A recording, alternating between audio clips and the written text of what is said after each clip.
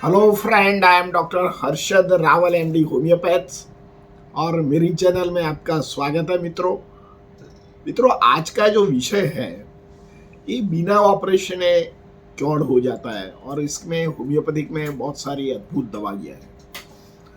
मित्रों, कई बार जो मिडिल एज लोग, युवा युवती होते हैं या ओल्ड एज के लोग होते हैं, उनको पैर में कौन हो जाता है।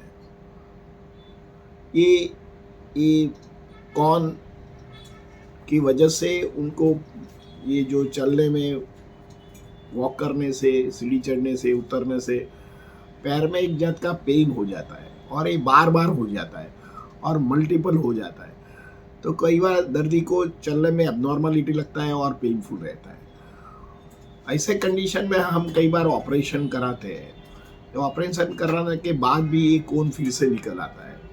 कई बार मार्केट में कुछ पट्टी मिलती है, पट्टी लगाते हैं तो ये टेम्पररी ये जो कॉर्न के ऊपर का लेयर निकल जाता है, पर ये कॉर्न मिटता नहीं है और ये बार बार हो जाता है। दर्दी हरिजन परेशान हो जाता है। तो ऐसे कंडीशन में होम्योपैथिक में बहुत अच्छी दवाइयाँ है, उसको कोई ऑपरेशन कराने की ज़रूरत नहीं है। ये बिना ऑपरेशन ठीक हो जाता है। होम्योपैथिक की अद्भुत दवा है। 3 से 6 महीने का आपको अंडर कोई होम्योपैथ के पास ट्रीटमेंट लेना पड़ेगा। तो आज का जो विषय है, ये बिना ऑपरेशन जो कौन है उसको कैसे मिटाया जाता है, इसका क्या कॉज है, इसका क्या साइन एंड सिम्टम है, इसकी क्या होम मेडिसिन बनती है, कहाँ कौन दिखता है जिसको कौन बोलते हैं, और इसके बेस्ट होम्योपैथिक क्या दवा है, इसके बारे में हम चर्चा करेंगे। मित्रों, पहले तो कौन क्या है। कौन एक हमारा फुट या हमारा टो के नीचे का पार्ट में या अंगुली के नीचे का पार्ट में, फुट का अपर लेयर में, आप पिक्चर में भी देख सकते हैं कहाँ कहाँ ये कोन होता है। कोन एक बड़ा खील होता है और धीरे धीरे डिसिप्रेट हो जाता है।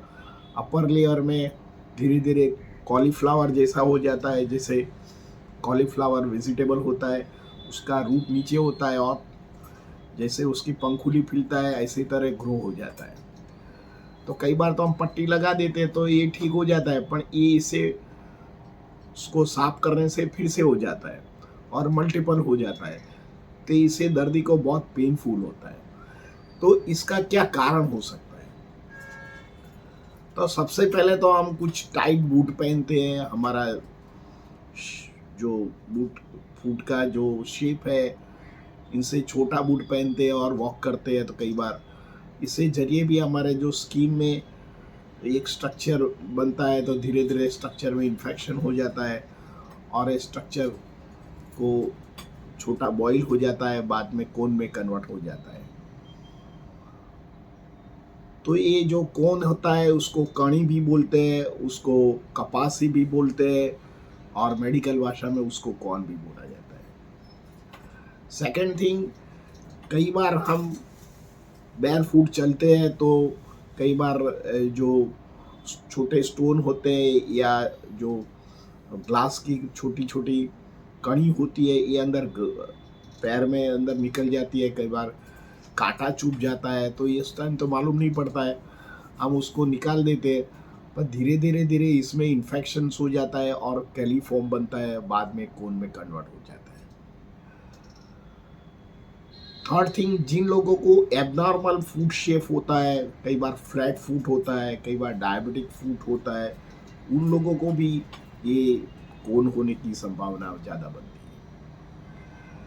कई बार दर्दी सीडेंट्रिकल लाइफ, बैठाड़ू लाइफ जीता है और ओवरवेट होता है और पेट की समस्या होती है, खून में आयरन और B12 और विटामिन डी की समस्या होती है, और जिन लोगों को एक्सरसाइज की हैबिट्स नहीं है उन लोगों को ये कोन होने की भी संभावना रहती है। कई बार कोन जो लोग ऐसे काम करते हैं, ज़्यादा पानी में काम करते हैं या सीमेंटिंग फैक्ट्री में काम करते हैं या बिल्डिंग कंस्ट्रक्शन में काम करते हैं या कोई आयरन फैक्ट्री में काम करते हैं, इन लोगों को भी ये फुट में बार बार कणी पड़ जाती है और यही कैलोसिटी या कोन बनने की प्रक्रिया होती है और धीरे धीरे फुट और फुट के पीछे का पार्ट में लेटरल या मीडियल कहीं भी कौन होने की संभावना रहती है।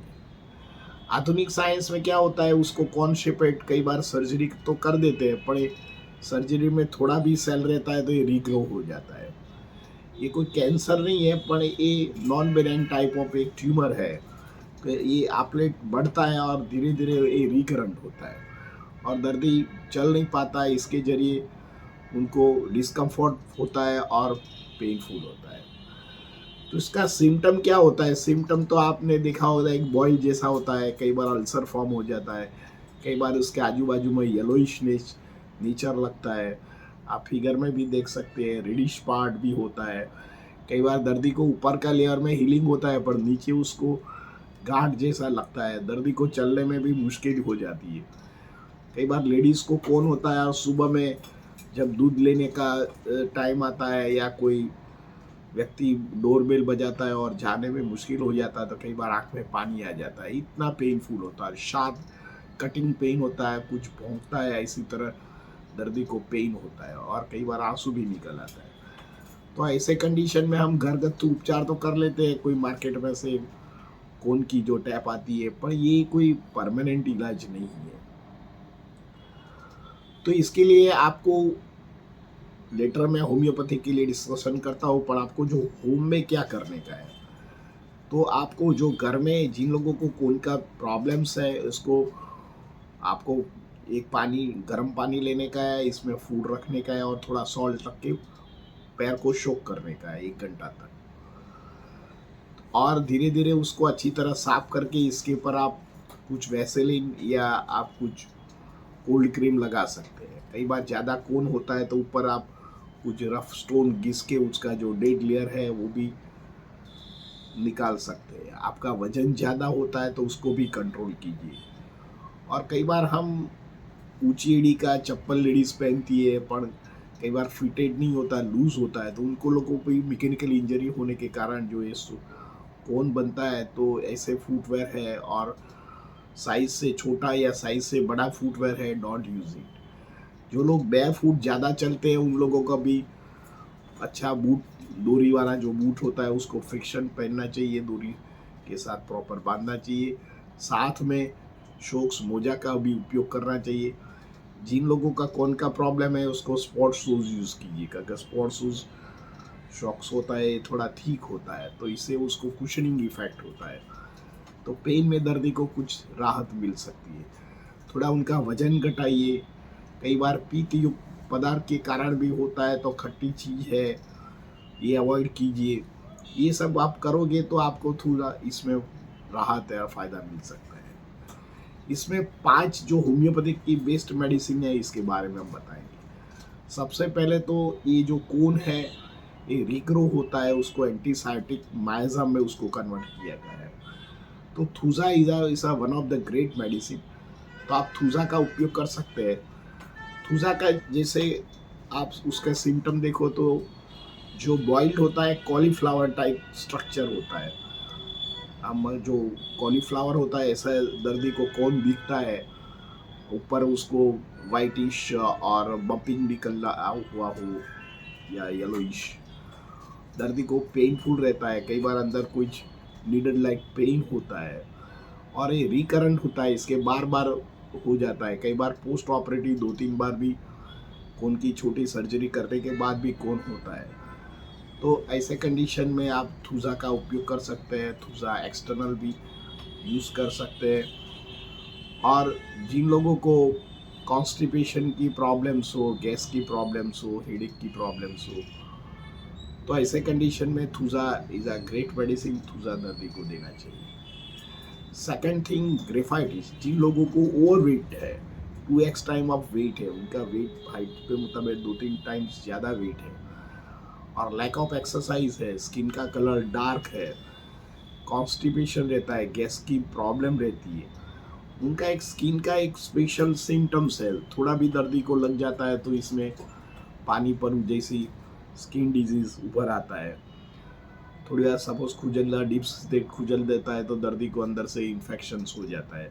स्किन ऐसा डर होता है पर पतली स्किन हो जाता है। दर्दी को सारा दिन बैठे रहने की समस्या ज़्यादा रहती है, भूख नहीं लगता है, वजन बढ़ता है और खाने की समस्या उनको कॉन्स्टिपेशन करता है, ऐसे कंडीशन में आप ग्रेफाइटिस का उपयोग कर सकते हैं।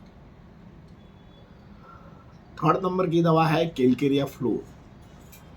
जिन लोगों को फूड एब्नॉर्मल हो या फ्लैट फूड हो, वजन ज़्यादा हो, बार बार उसको ये कैलोसिटी या कोन निकल आता है, कई बार एक कोन के आजू बाजू में छोटे छोटे बूंद, छोटे छोटे जैसे कोन आता है, दर्दी को खड़े रहने में तकलीफ होता है, पोस्ट ऑपरेटिव के बाद बार बार उसको रिकरेंट होता है, दर्दी को डायबिटीज़ होता है, और उनका जो जो फूड का शेप एबनॉर्मल हो, कई बार इंजरी के कारण या कई बार कुछ कांटा चुभ गया हो और कांटा टूट गया हो, या कोई नीडल या कोई आर्टिफिशियल ग्लास जो होता है, ग्लास का जो छोटे छोटे कण है, ये अंदर घुस गया हो और ऊपर का लेयर हील हो गया हो, पर अंदर जाके उसका इन्फेक्शन बना हो, ऊपर की चमड़ी अच्छा हो, ऐसी कंडीशन दर्दी को जब एक्सप्लेन करता है तो आप कैलकेरिया फ्लोर का उपयोग कीजिए।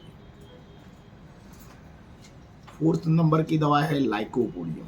जिन लोगों को इंडाइजेशन की प्रॉब्लम हो, गैस्ट्रिक प्रॉब्लम्स हो, पास में लीवर के रोग हुआ हो, या जॉन्डिस है, हेपेटाइटिस बी है, एसिडिटी ज़्यादा आता है, कई बार पित्त के कारण और इंडाइजेशन के कारण भी कई बार एक कोन बनता है, और दर्दी को गैस ज़्यादा होता है, वीकनेस लगता है, 4 से 8 बजे उनको कंप्लेंट की मोडालिटी बढ़ता है, पर्टिकुलरली उनको राइट साइड के फूड में ये प्रॉब्लम ज़्यादा रहता है, दर्दी को गर्म पानी में पैर रखने से अच्छा रहता है, हार्ट प्रेशर के दर्दी को बहुत पेनफुल होता है, सूजन आ जाती है, स्वेलिंग हो जाता है, कई बार उसका रिफंड पेन होता है तो एंकल से नी तक हो जाता है, दर्दी को इसे नमनेस फील करते हैं।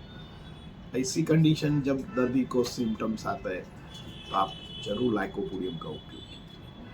हम 2 दवा का आपको बताते हैं, मैं भी मेरे क्लिनिक में यूज़ करता हूँ, आर्निका एंड कैलेंडुला, उसका मदर टिंचर है। आप एक्सटर्नल उसका ड्रेसिंग कर सकते हैं, इन्फ्लेमेशन हो और पेनफुल हो तो उसको ड्रेसिंग कॉटन में डाल के उसकी पट्टी भी लगा सकते हैं।